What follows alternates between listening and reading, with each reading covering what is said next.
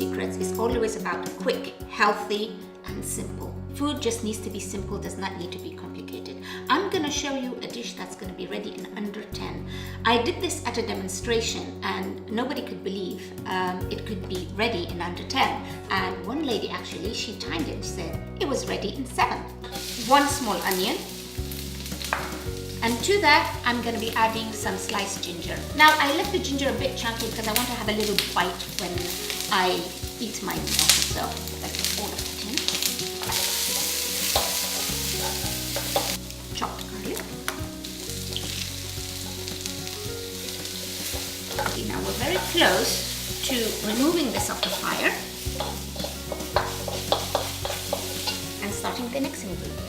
I've got around 200 grams of beef fillet. You can use any beef, just slice it thin so it cooks very fast. I'm gonna add a bit of sugar. It's around a teaspoon. Broccoli I want to slice also very thin.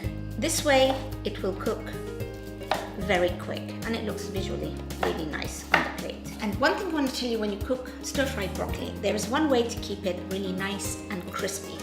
Watch. In goes broccoli. Again, I'm just going to give it a little touch of sugar. And then I'm going to add just a little touch of water and just cover it.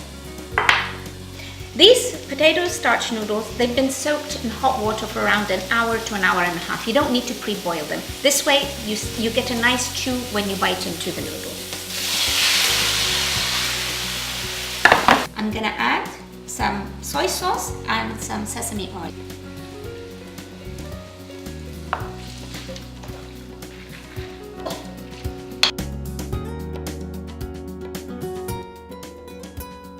When it's dried, time for a little bit of heat.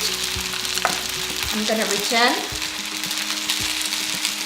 my meat, my broccoli, green onions,